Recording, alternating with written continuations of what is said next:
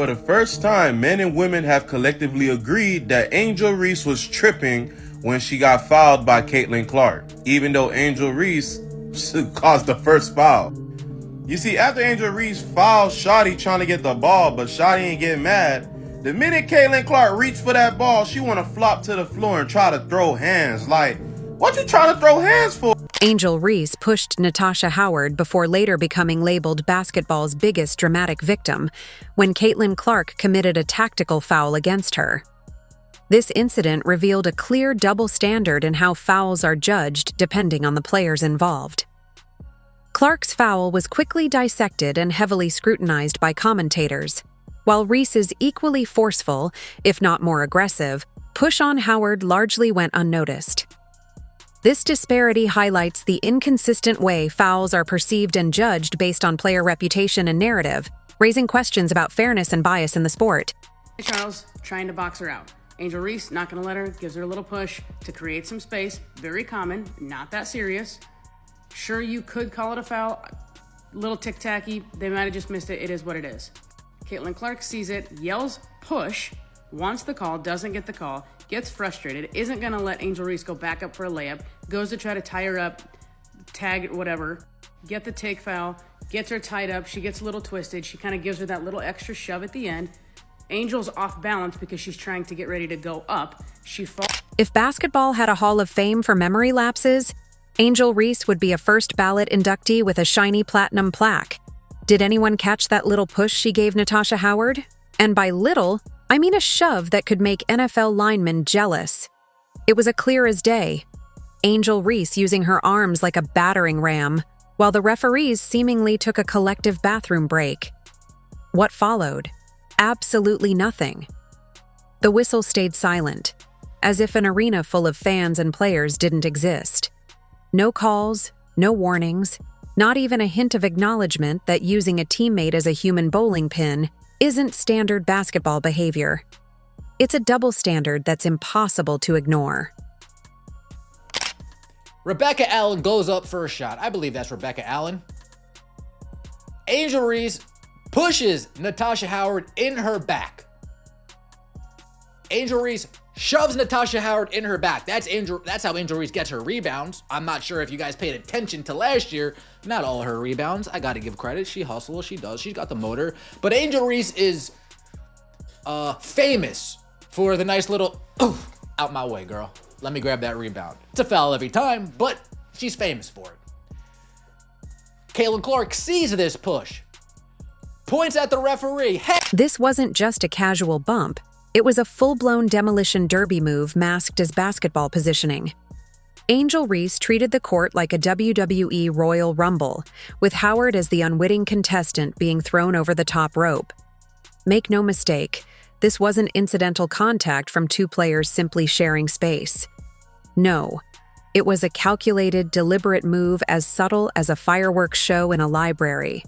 The aggressiveness was unmistakable, yet somehow the referees turned a blind eye, allowing the chaos to unfold without consequence.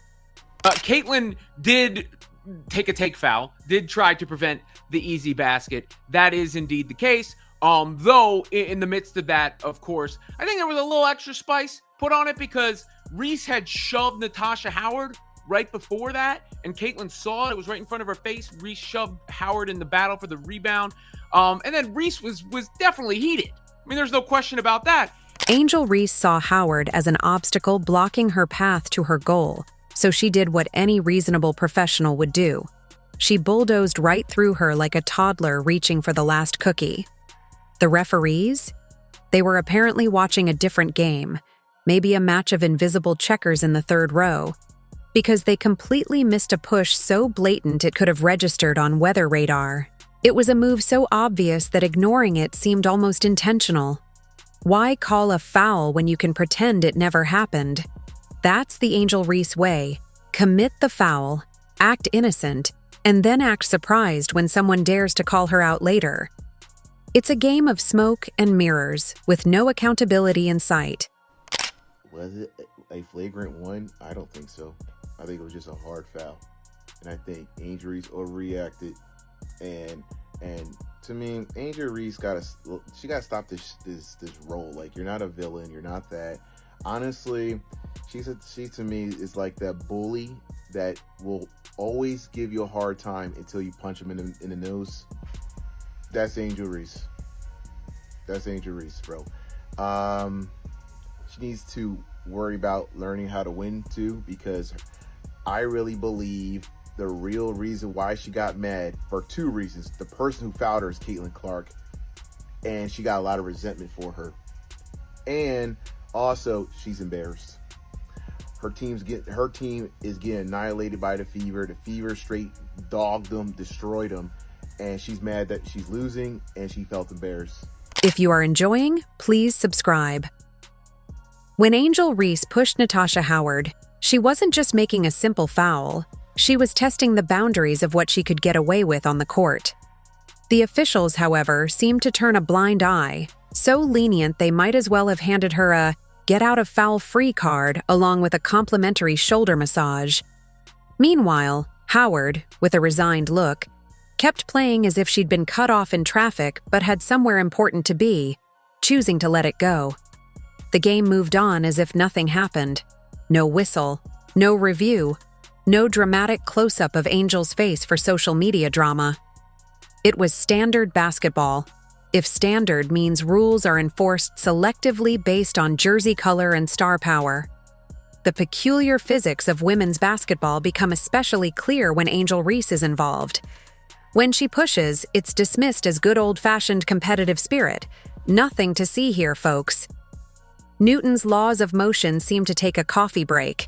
An object in motion stays in motion unless an Angel Reese is involved, in which case physics are conveniently ignored.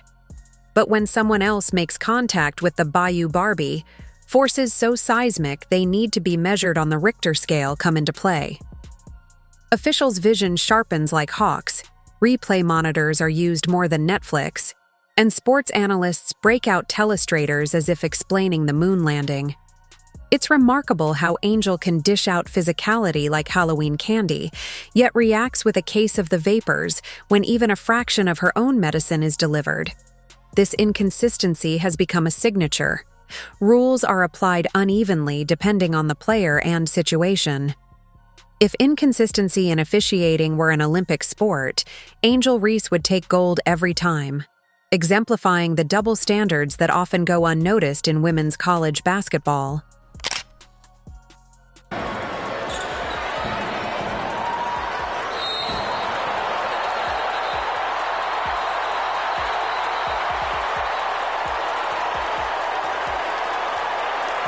Okay. Fever fans, way to boo.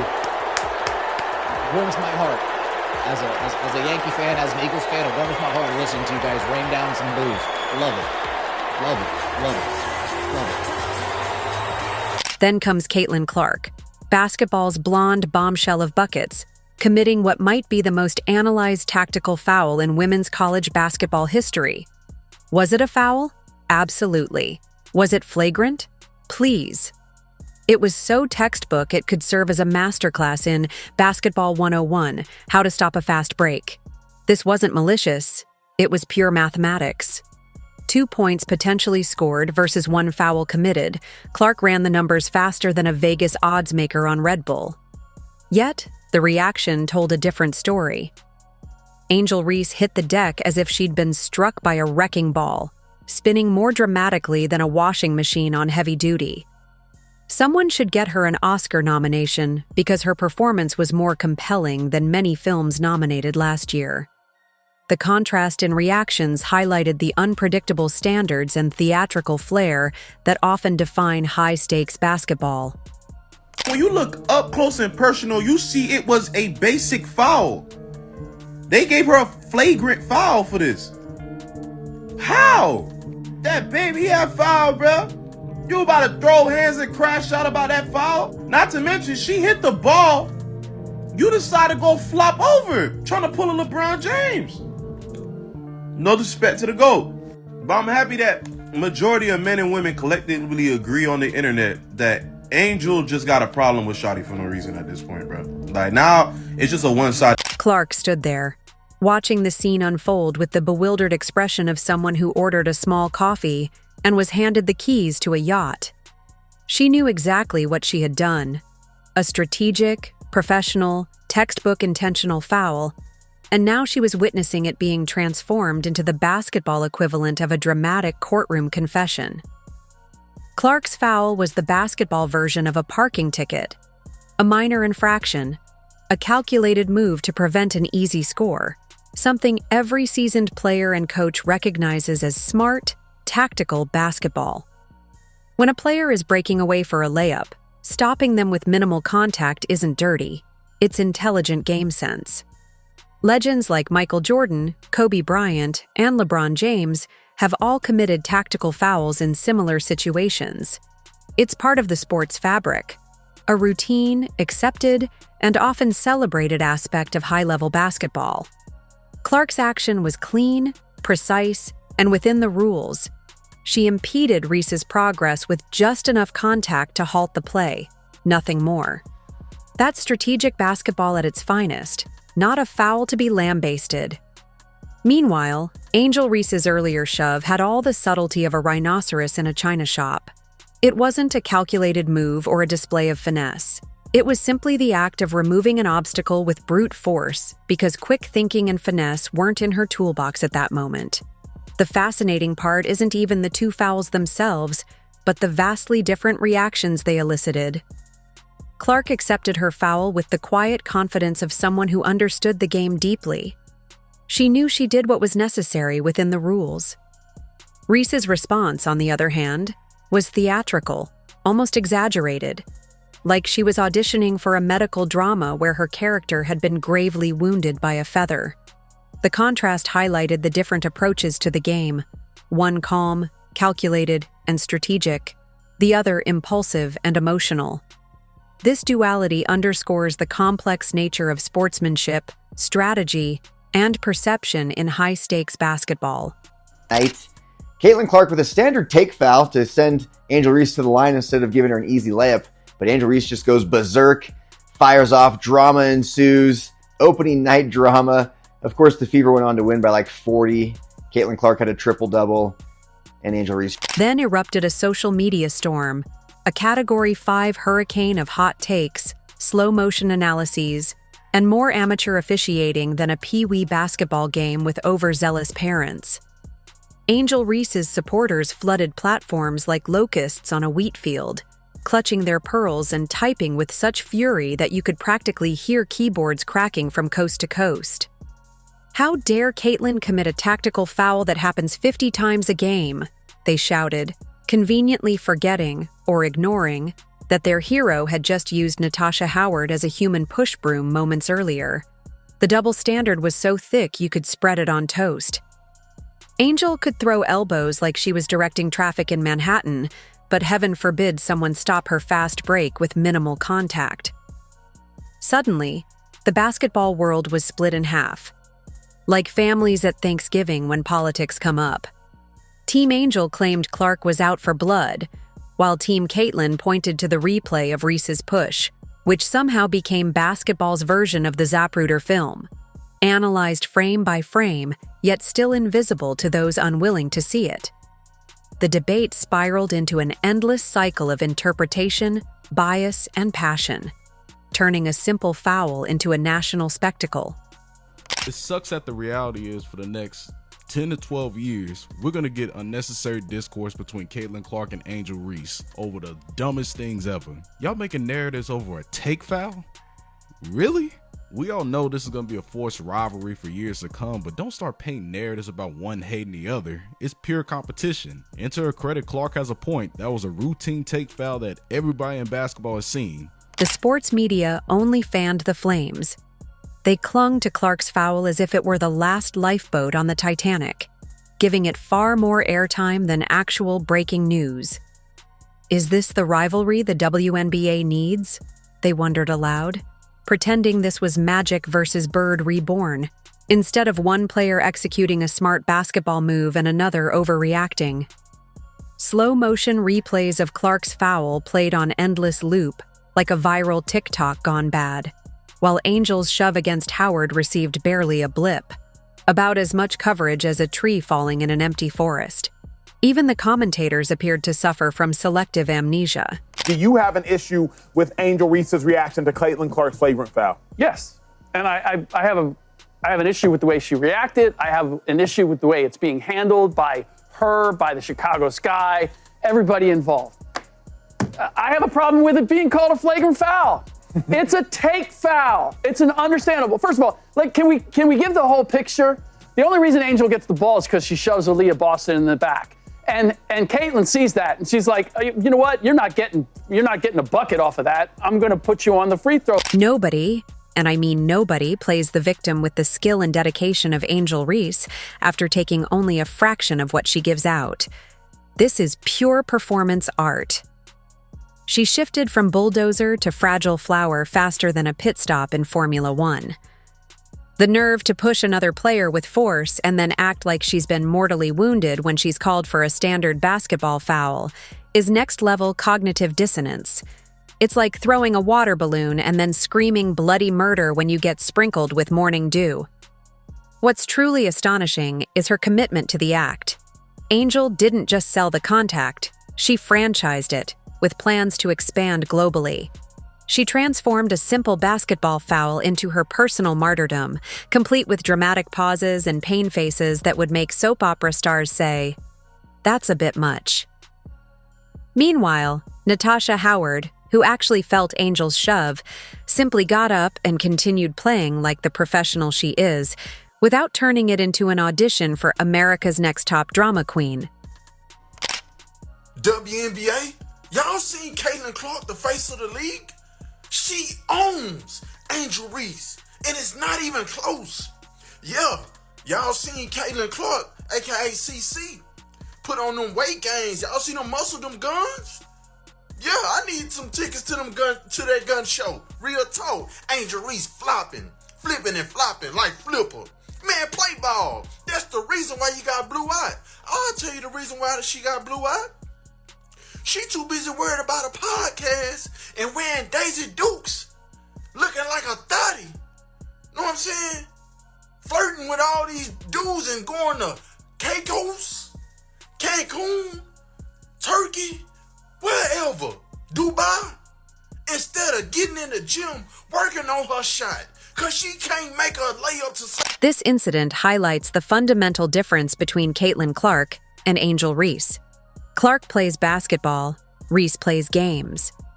When Clark commits a foul, it's strategic, deliberate, and seamlessly integrated into the flow of the game, something basketball has been about for decades. Conversely, when Reese pushes someone, it appears impulsive and unnecessary, and then becomes mysteriously invisible when the narrative shifts to portray her as the victim. Clark accepts the consequences of her actions with a calm, matter-of-fact attitude, clearly understanding the rules and playing within them. Reese, on the other hand, shifts rapidly between enforcer and victim, causing whiplash in her behavior. The Clark effect isn't just about drawing attention or boosting ratings, though she does that better than anyone else in the league. It's about playing with integrity and intelligence, respecting that basketball is a physical sport without needing to manufacture drama around every contact. True stars let their play speak for itself. Clark's quiet confidence and skill fill arenas and sell tickets because her game commands respect. Reese's attempts to create extra drama beyond her abilities are what turn viewers away and cause audiences to change the channel. Caitlin and Aaliyah, can you kind of go through the little issue there, what happened when you got the flagrant, Aaliyah, you got a technical. What kind of happened there?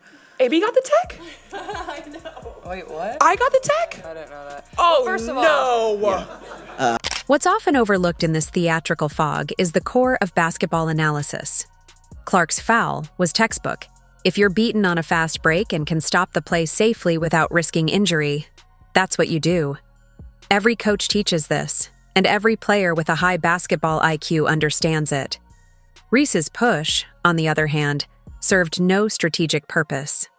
It wasn't about gaining position or creating an advantage within the flow of the game.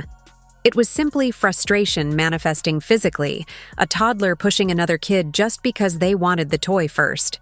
One action demonstrates basketball intelligence and situational awareness. The other reveals a lack of emotional control. Yet, in this upside-down world of selective outrage, Clark is cast as the villain while Reese's transgressions are conveniently ignored. It's gaslighting with a crossover dribble, making fans doubt what they saw with their own eyes. The contrast between Reese pushing Natasha Howard and Clark's tactical foul exposes more than just officiating bias or media favoritism. It highlights the fundamental difference between players who understand the true spirit of competition and those who manipulate it for narrative gain. Basketball has always been physical and strategic. What it hasn't always been is about melodramatic performances aimed at manipulating perceptions and creating false equivalencies. Angel Reese didn't explode on Caitlin Clark because of that hard foul. First of all, that was a good foul by Caitlin Clark. Angel Reese had an open shot underneath the basket. She prevented her from even going up to make the shot, which means she can't even get an and one if she does get a shot attempt. Smart play. The reason why Angel Reese reacted the way she did is because when she got up, she looked at that scoreboard and seen they was getting that belt put to that behind, and she know after the game she gonna have to deal with all these questions, and the critics and ESPN, they about to dog the crap out of her. That's what happened. Here's the unvarnished truth. Angel Reese pushed a player unnecessarily and got away without penalty. Caitlin Clark, on the other hand, committed a tactical foul, accepted the whistle, and moved on with professionalism. One player tried to manipulate the system, the other played within its rules. One fueled drama, the other created opportunities through skill and strategy. This difference is why one player fills arenas and the other fuels narratives. The basketball court doesn't lie, even when some players attempt to bend its truth. The Caitlin Clark effect isn't just about ticket sales or jersey numbers. It's about approaching the game with respect, intelligence, and genuine passion. No amount of social media posturing or theatrical falls can replicate what Clark naturally brings to the court. When Angel Reese plays the victim after a tactical foul, she might want to remember her own moments of unnecessary pushing. Basketball fans have long eared to suffer from selective amnesia.